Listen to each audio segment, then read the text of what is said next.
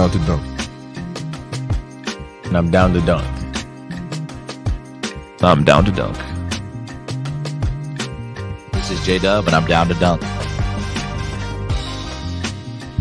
I'm Shea Gilgeous-Alexander, and I'm down to dunk. This is Lindy Waters, and I'm down to dunk. I'm Mike Muscala, and I'm down to dunk. This is Jay Will, and I'm down to dunk. This is Kenneth Williams, and I'm down to dunk. This is Lou Dort, and I'm down to dunk. We say this is Lou Dort, and I'm down to Dort. This is Lou Dort, and I'm down to Dort. Cracklin Oat Bran? Have you had Cracklin Oat Bran? No, No. Okay. but it's healthy. You a big oat brand guy? I'm a big Oat Bran guy. Okay. I think I would switch it with Fruity Pebbles. Okay, eat faster. Don't put as much in the bowl. Do you have a gallon of milk I can also take home? You don't have milk at home? One cinnamon toast. Okay. Crunch. Yeah. Cereal is great. Yeah.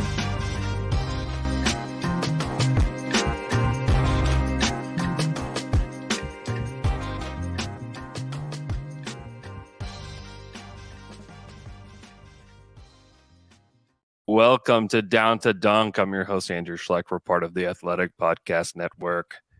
With me today, special guest on the pod. We don't do many special guests on the pod, but for this guy, definitely. Nekias Duncan of Basketball News and the Dunker Spot. Nekias, thanks so much for joining the show. Thanks for having me. Also, fire intro. That's tremendous work. That is tremendous work. Well done. I appreciate that. That's one of my favorite things to do every year. So I used to have to chase Thunder players down back in the day. And I would, instead of sitting in on the media day interviews, I would just walk around chasing players, trying to get them on our intro to just say funny stuff. And now the Thunder players come to me and I'm like, this is ridiculous. I don't know why you're doing It's that. funny how it builds up. So you had a piece about Josh Giddey that came out, I believe, was it last week or the week before? Within the last couple weeks. Mhm. And it highlighted a lot of the improvements from Giddey. So just to get a baseline here, from December 1st, Giddey's 17 points per game, 8.5 rebounds, 6 assists, 2.7 turnovers, 50, 40, 90 shooting splits. So you did detail his growth at basketballnews.com. You should go check that out. If you're listening to this right now, just pause, go read Nekias' piece, then come back because it's very good. But what kind of growth have you seen from Josh from his rookie season to this year?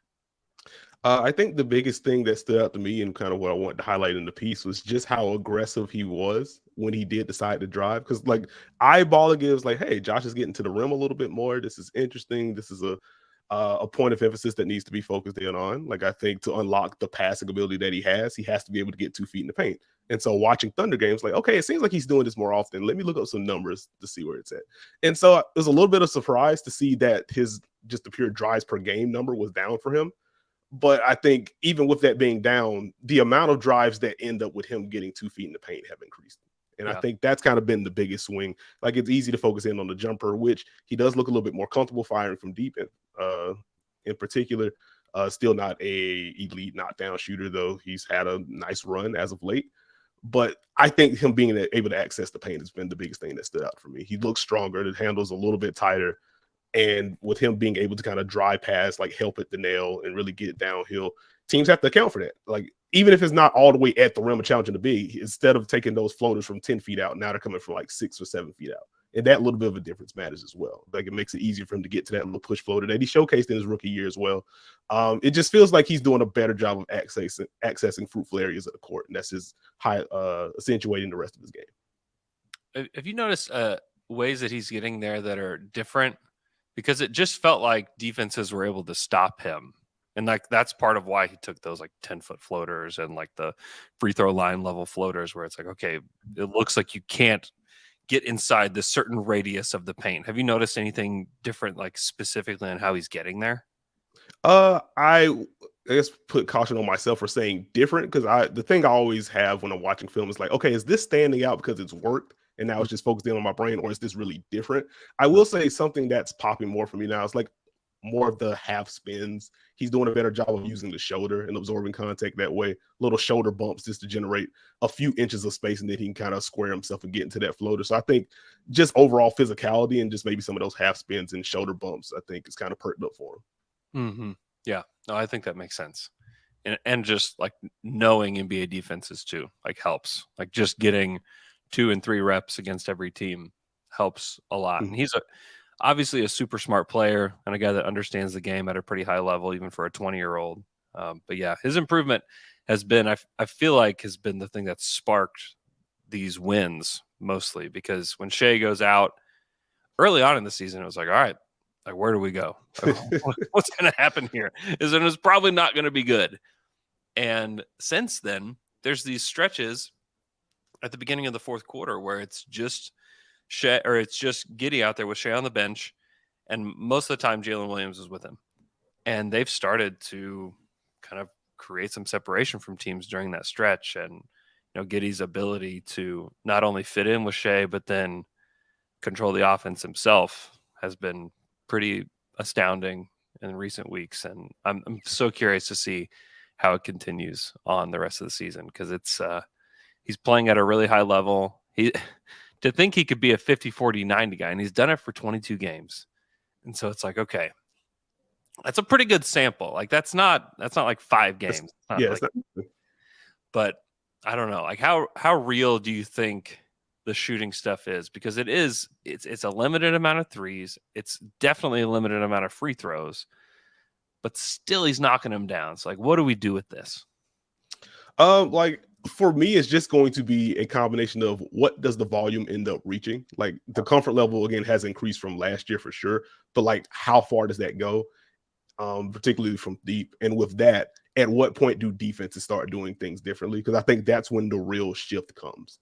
Because if he starts generating like actual hard closeouts at some point, this is an OKC team that already leads the NBA in drives per game by a very wide margin. And so they are very intent on let's get downhill, let's drive and kick, let's keep these defenses in rotation. If Josh Giddey is also just a consistent threat to do that, and he's the best passer on the roster, like that's just going to open up more fruitful opportunities for everyone else. I think the spot ups can become pretty real. Like I think the work with Chip, like you can see small shifts in what he does form wise from last year. I think that helps. You talked about the free throw shooting. I want to see him get to the line a lot more than he does. Like that hasn't really moved. I think free throw rate is actually down for him this year as well. But like I don't really have touch questions for him. So like I don't anticipate that dipping off too far.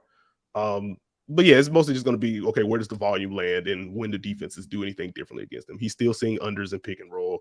Like when he does get a closeout, it's very much a short close. They're still daring going to take jumpers or pull-ups. And so it's good that he's countering with, okay, if you give me this, I'm going to take it.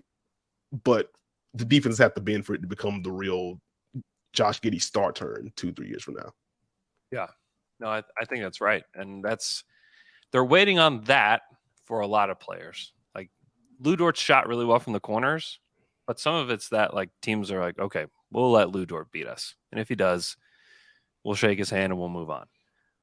Same with Jalen Williams as well. Both of them probably, but really the wing Jalen Williams is like, okay, if he's going to shoot a 3, great. We know he's been terrible from 3 this year, so we're going to let him do it. And really it's Isaiah Joe that like strikes fear into the hearts of other teams. Yes. Like this is like a bit player. This isn't a guy that, I mean, maybe he sticks around, but it's more than likely that he doesn't. I mean, you look at from the corners for the Thunder, like Lou Dort's 47%, Josh Giddey's 45% from the corners. Like those are great numbers. Dort's obviously shot a lot more from the corner than Giddey has, but if he can hold anywhere close to that in the 40s from the corners, like that's a shot that as they continue to build out the roster, that will be there for him. And so I'm just curious. Like I'm kind of with you. Like let's get more volume. Like do this more. Like it's great that you're succeeding right now, but let's keep going. And you have Chip England there. It's like, I don't know, like maybe he did just get better. Like maybe the little tweaks that they made him a better shooter. I don't know that it would be wild if they turned him into Steve Nash over the course of like what feels like 4 weeks, but still his improvement has been really fun to watch. It's been fun. And again, as long as that continues to branch out, like that's just going to unlock what we know about Josh Giddey. Like we know he can whip passes to either quarter, whatever he wants to. We know he can throw no looks. The interior feeds are there. All he needs are for defenses to open up those windows for him. Yeah. And as long as he continues to be aggressive, like he's shooting well from 3 right now. If we do have another 10-game stretch where he's now like 27% from 3, will we see the attempts decline as well? Like, you don't want to see that. You don't want to take a bad shots, but you want that confidence to kind of maintain. Mm-hmm. So Tristan Gray in the chat asks, how much of this is his added strength from last year? That's something that I've noticed. He's wilting less when he gets bodied. What are your thoughts on that? I think that's a big part of it. That's something, as I was kind of scouring for, hey, what did he say during training camp or during the offseason? Like, that's something that he pointed to.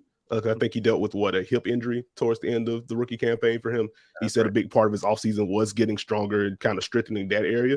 But I think that helps, getting the stronger lower body. Like, those bumps don't affect him as much. And again, if he's doing more lifting, some of those shoulder bumps, they move players a little bit more, and then that just increases the shot window for him. And I think it makes it easier for him to get those interior finishes off.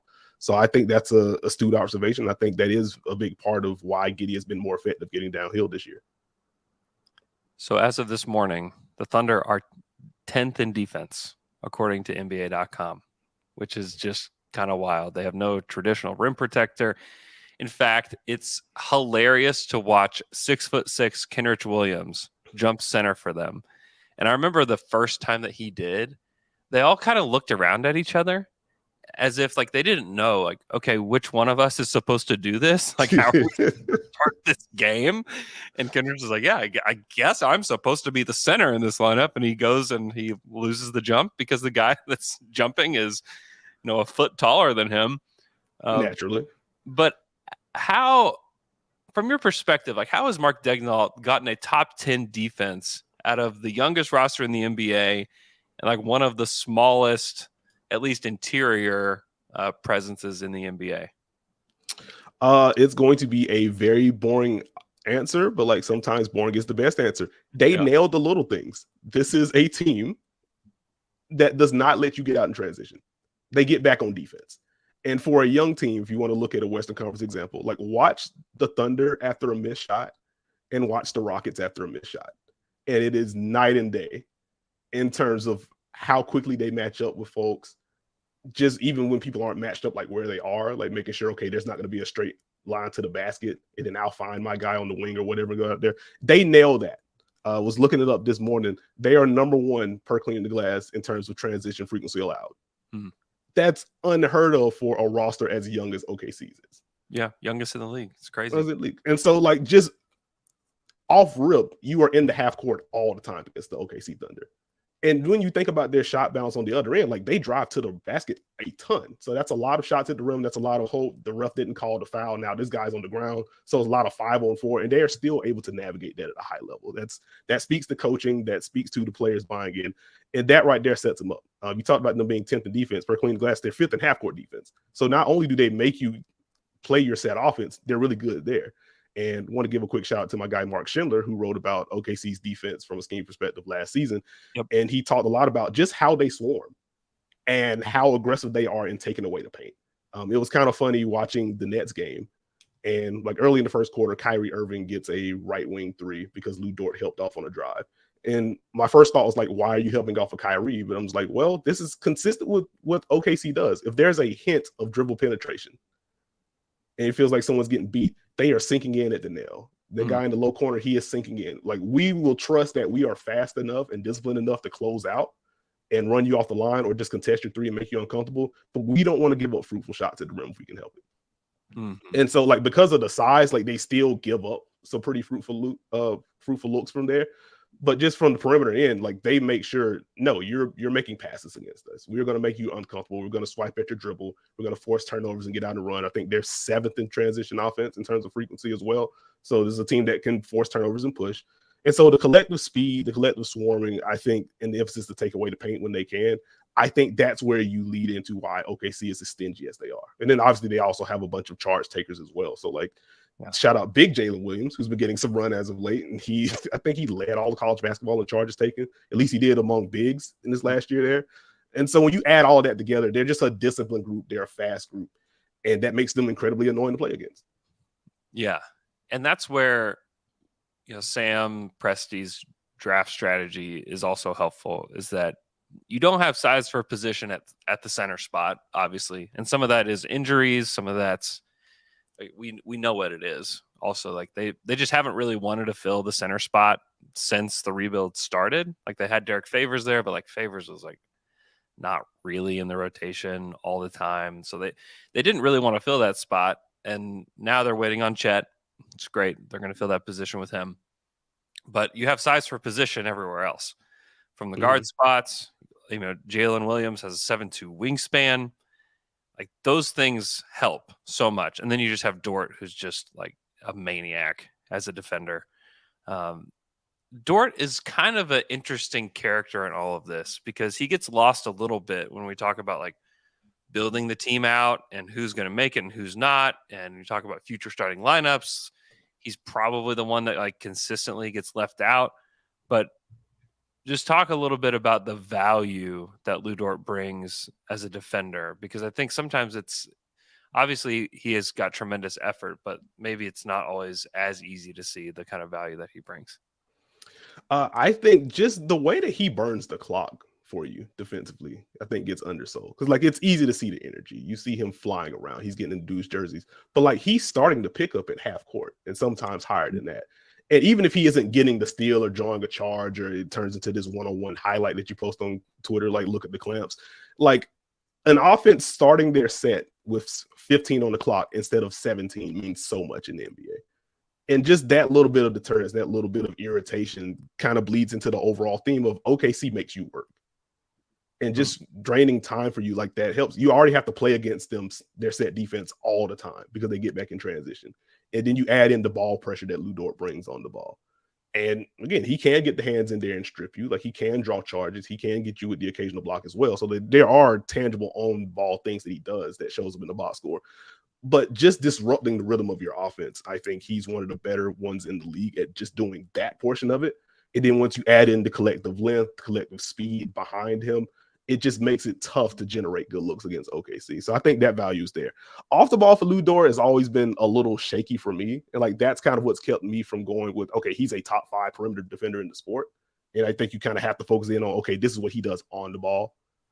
But overall, like the impact is still very much there. He does a lot. He sets the tone for this OKC defense. Yeah, there's no doubt. And the front office loves him and the coaching staff loves him. And they kind of let him burn through mistakes at times just because of the point of attack stuff that he offers. And the offensive aggressiveness isn't always a welcome thing, but they're going to allow him to work through that just because they believe in the guy and they believe in the player. His finishing at the rim has definitely been a sore spot, but I think there's going to be less possessions for him moving forward, and the corner threes and the transition stuff are going to kind of keep his offense alive. And hopefully he can see that, you know, that these other guys need the possessions and that he needs to kind of play this kind of boxed in role, at least offensively, and then defensively, like just keep being a maniac. And, you know, that's going to help this team.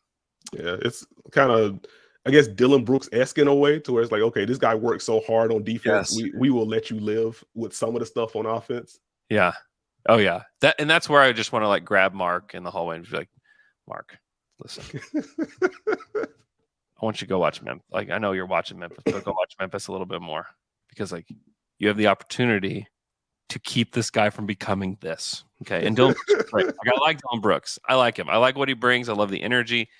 But like, you don't want Dylan Brooks 2.0 on this team. Like, box the guy in.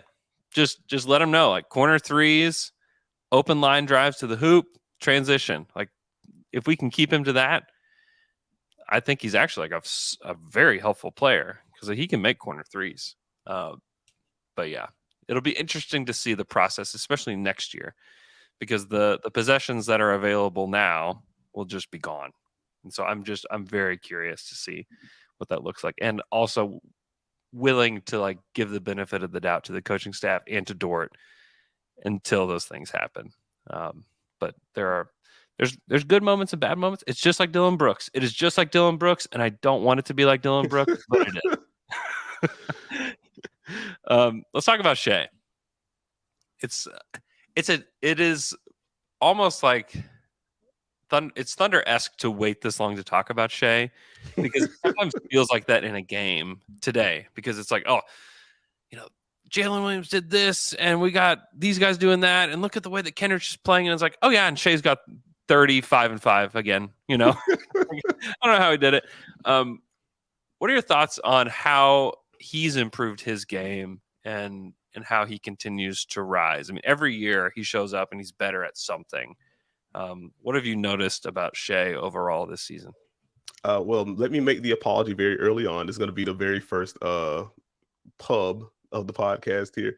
But on the early episode of Dunker Spot, like, one of the things I harped on this season was like, I love Shea Gilgeous-Alexander offensively. The defensive effort that I saw from him last year was unacceptable for a guy that I've seen defend well before. Agreed. Yeah. And it was like, okay, I understand, like, in general, it doesn't feel like a lot of people watch OKC. They see the record, they see the picks that they have. It's like, okay, well, they're just tanking, whatever, which that's an entirely different rant. Not going to go down that road. Yeah. It's like, all right, fine. But I think because of that, he was underrated for what he was doing offensively for OKC, but a bit overrated because you see 6'6" dude that's athletic. Surely that means he can defend. And like Shea just wasn't doing that. And so one of the things that popped from me very early on this year is like, oh no, the effort is here, or the effort is back rather. Yeah. And that's been such a bright spot for me, because that dude can switch across multiple positions. Like, to see him switching onto bigger players and just digging into their base, and they can't move the guy. And if the guy tries to take a turnaround, Shea stripping them. It's like, this is what he could be doing all the time. Like, I'm not calling for an all defensive spot for Shea. And like, with the offensive load he has to carry and some of the spacing that he's had to work with, like, it's unrealistic to expect him to do that for 95% of the game. But like, there's a wide spectrum between the effort that we've seen from him this season and what we saw last year. Mm-hmm. And so the fact that that's perked up, that's been the biggest thing for me. Because offensively, we know about the driving, or you should know about the driving at this point, not just in terms of volume, but in terms of styles. His ability to decelerate, his ability to get guys off balance, for him to create shot windows out of nowhere. He gets to the line a ton because people can't stay in front of him, which is interesting because it doesn't feel like he ever gives into fifth gear. He doesn't have to. Yeah, he's kind of boogie to his own spots. And so like, the driving has always kind of been there, and it's been just as good this year.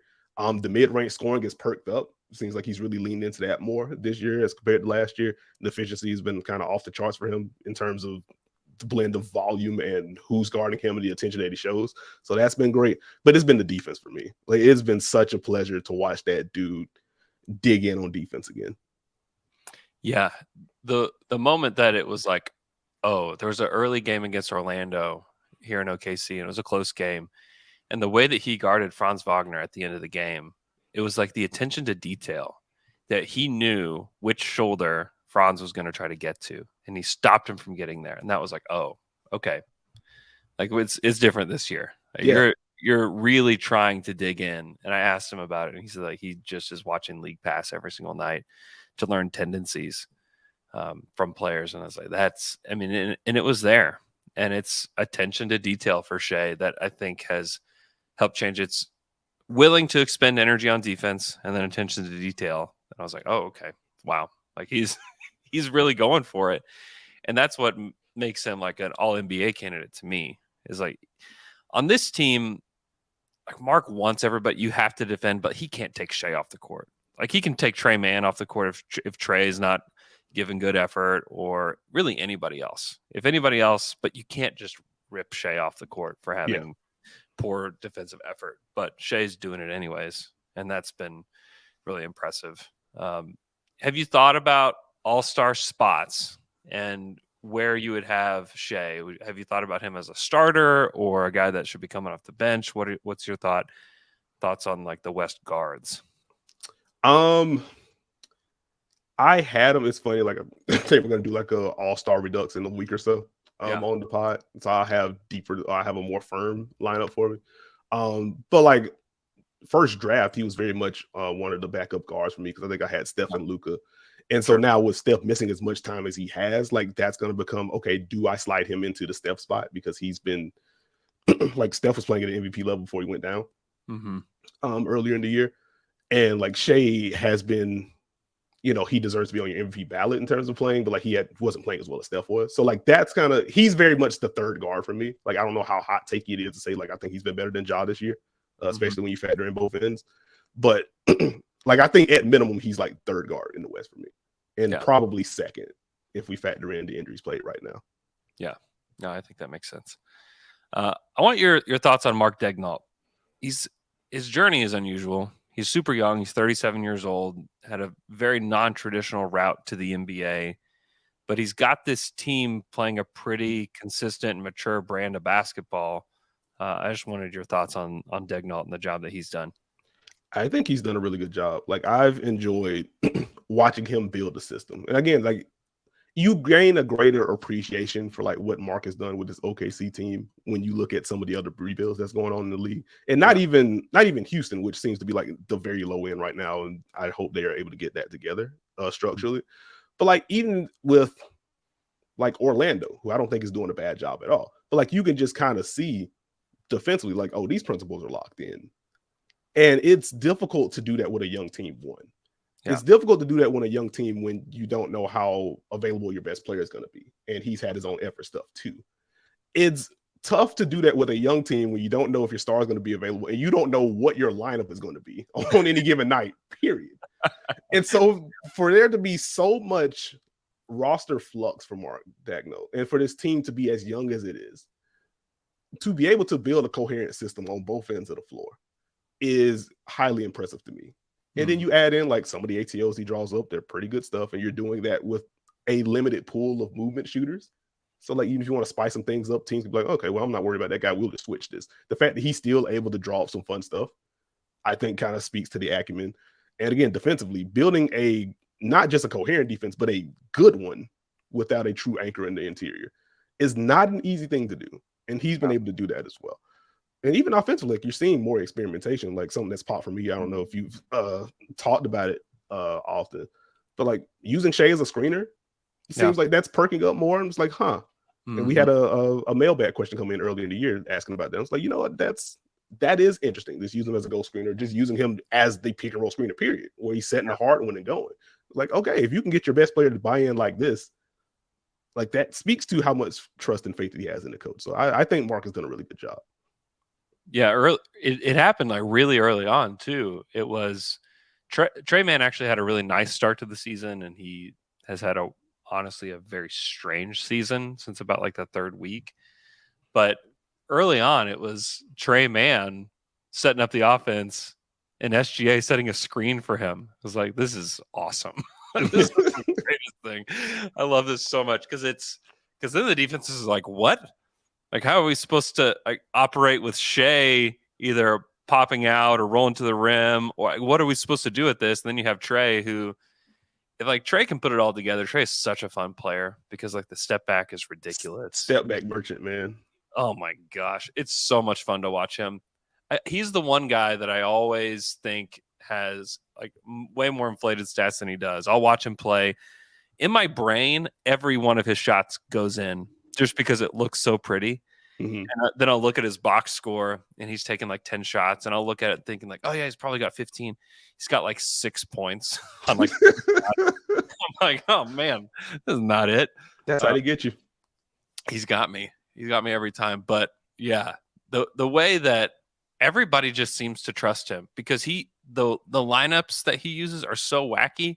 And then like guys will come in and out of the lineup. Like Aaron Wiggins he's good. He's a solid player. And there's just games where he doesn't play. And there's games where he starts. And you know, I see Aaron in the locker room and I watch him interact with the other guys. You wouldn't know. Like, you wouldn't know if he was in or out of the rotation. Like, he just behaves the same way the whole time. Even Darius Baisley, who's been a guy that's been, not that he's outspoken. Like, he's not an outspoken player. There's really no outspoken players on this team. They're all so young and a lot of them happy to be here. But if anybody was going to be, like, he's in a contract year. He's got he probably wants to find another team. But when he gets up there at the podium the other night, after being out of the rotation for a while, he's like, yeah, this isn't about me. It was never about me. I'm like, wow. Like, if I were you, I'd be super pissed because, like, Mark is costing you possibly millions of dollars because last year you were, like, the token starting forward. And now, like, you're not in the rotation at all. And, like, this bit piece and a guy that doesn't seem to fit in. And he's come back and he's played great. Like he gives great effort and he's trying offensively to do different things. And I have to credit the coaching staff and Mark and their leadership and Presty. Just like, wow, like they've put together like a culture here that's actually kind of special, like under the radar, kind of special. Yeah, it feels like there's been so much outside noise. It's an easy logical leap to make. It's like, okay, you have a young guy that's this good. You have these many picks. At what point do people get frustrated? Like, Yeah. Okay, you have Shea, you have Josh Giddey, you have Jalen Williams, you have Trey Man. Like, okay, there are only so many on-ball reps to be had here. And based on the other picks that you have, like you probably be in the lottery you'll have a lottery pick this year as well. So like, when do you kind of bounce it down? Like, I think some of that is fair to ask, like in terms of roster balancing, how do you do that? But something that my co-host Steve harps on all the time, like buy-in is one of, if not the most important thing you can get as a coach. Like before you get into the X's and O's and the plays that they call in different schemes or whatever, you have to have buy-in, because if you don't have the buy-in, none of it matters. And so it's telling that Mark, and as you touched on earlier, his unique path and how young he is, the fact that he's been able to level with all of these players, the star guy on the rookie contract deal, the star period, the lottery picks that may factor in more down the road, the guys like Lou Dort who have just made it, the veterans that have come through like Derek Favors, the fact that you can mix all of that together and not have any real like public smoke at all. Like It speaks to the culture that's been built and the trust that everyone seems to have in each other. And it's been fun to watch them. Like now they look like a play-in team right now. And so it's been fun to kind of see some of those early fruits of the labor with that. So Jalen Williams, J-Dub, the wing, the one from Santa Clara, all the qualifiers on Jalen Williams. He's been really good for OKC so far. What have you seen from his game? And then what do you think he needs to do to reach his ceiling? I think the one word I would use to describe Jalen Williams is relentless. That is a guy that drives with real juice. That is a guy that will pick you up full court and defend with real juice. Not ready to call him a high-level on-ball defender yet, but like the want to is definitely there. And I feel like that's a big part of the battle. And so like watching him dig in on both ends has just been fun. And he basically got to run point at Santa Clara. So like he has some of those pick and roll reads. Like sign me up for any wing 6'6" or taller that can make pick and roll reads. Like that's just that's just where my eyes go immediately. As someone that doesn't super follow the draft closely, like if that's the archetype, like all right, you already have an in. If you're good too, then I'm a fan of yours for life. It feels like, but the fact that he can handle those secondary reps, and attack down, get downhill, and make skips from there, like he's a lot of fun. So I've enjoyed watching him play this year. You touched on it earlier. The shot for Jalen is really going to be the big thing. He's seen more unders than I anticipated, and the results just haven't been there. Again, it helps that he doesn't seem scared to take those shots. But I think similar to Josh Giddey, to unlock everything that he can do. And one of the reasons why I love Jalen long term is like we talked about Josh Giddey and how he's improved in terms of getting to the rim, and how that's still going to be a thing that he has to continue to work on and improve. Jalen Williams can just get to the rim and snap. Like he doesn't need a screen. And so like when you have that kind of baseline, it's easier to kind of branch out the rest of your game. Like, okay, I can get here. Now I need to work on the craft, or now I need to make sure I keep my head up to make these passes. If this guy skipped to the corner, sinking to the corner early, like now I need to be eyeing the wing if I can get this pass. Like the get to the rim part is the hardest part, I feel like, with young ball handlers. The fact that he has that from day one, that bodes well. And just the general want to that he seems to have on both ends. Like, I think the sky's the limit for him. But if the shot unlocks, I don't know what you do. Because, like, even if he reaches full potential, like, you're still anticipating Shea's going to be better than him. Yeah. And so, like, if he's your second guy, or if Josh Giddey continues to prove, if all three of those guys are playing together, you can only allocate so many good defenders to those guys. Like, Shea's going to get your best guy. And from there, it's like, okay, well, Josh Giddey can craft his way to spots against your second best defender or third best defender, and Jalen Williams can just get by your guy, and it's just going to kick off a chain of things. So, I think it's mostly going to be the shot for him, for me. Yeah, no, I think that makes sense. Okay, we'll do one more question, then we'll let you go. This is from the chat. This is Yanni wants to know, where does Nekias have Josh in the 2022 class? Ooh, I actually want to write about the 22 class a little bit, because I feel like everyone got so spoiled by what we saw in year one. Yeah. And so now that multiple players haven't jumped into 28, 7, and 5. Now everyone just stinks apparently, and it's just like, what are we? It's been driving me crazy. What are we doing? Like, Scotty Barnes hasn't made the star leap, but he's gotten better in some areas. Evan Mobley hasn't made the superstar leap yet, but he's gotten better in areas. Josh Giddey's gotten better.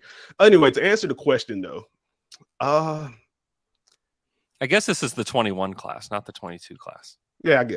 I'm trying to think. Like, I guess 5. Like, I want to make sure I'm not forgetting anyone, because like I think Franz and Evan Mobley, in whatever order you want to put them in. Like, I think they've been the 2 best in the class. Yes. Like, I'm still high on Cade. Yeah. But he just hasn't been healthy, so like I don't really know what to do with that. Like, if I was redrafting, like I would take Mobley ahead. I would still take Scotty Barnes ahead. I would still take Cade ahead. I would take Franz ahead. So I think, assuming I'm not forgetting someone super obvious, Jalen Green would be the guy that would be super obvious. Like, I would probably go Josh over Jalen, and that's more so just I love big passers, and Jalen isn't that. And less about, like, I think Jalen's going to be really good. And again, to the Houston point, I hope some things improve structurally so we can really get a clean developmental slate for Jalen Green, honestly, because I think that's hampering him as well, in addition to his own flaws he has to work through. But yeah, I guess Josh would be 5 for me, and then Jalen 6, assuming I'm not forgetting someone. I should probably just pull up the draft list to make sure I'm not forgetting players. I think that's it. I mean, then we're already in like the Jonathan Kuminga range, Şengün, Trey Murphy. I mean, those are like the next guys up, I guess. Okay, yeah, Şengün, Trey Murphy, like Herb Jones is in the class. Been an up and down year for him, but I still love him. Yeah. So yeah, I think 5 sounds about right. Okay. Yeah, that makes sense. We'll let you go, Nekias. Thank you so much for joining the show. If you're not listening to the Dunker Spot, you're just a dumber basketball fan, because if you listen to the Dunker Spot, you're going to become a much smarter basketball fan. So go listen to the Dunker Spot. Go read Nekias at basketballnews.com. And then you can follow him on Twitter at Nekias NBA. Did I miss anything, Nekias? I don't think you did. Okay. I appreciate the shout out, and thank you for having me on, man. Anytime I can talk Thunder without Steve giving me the stink eye, I am down to do so. That's awesome. We appreciate it, man. Thanks so much.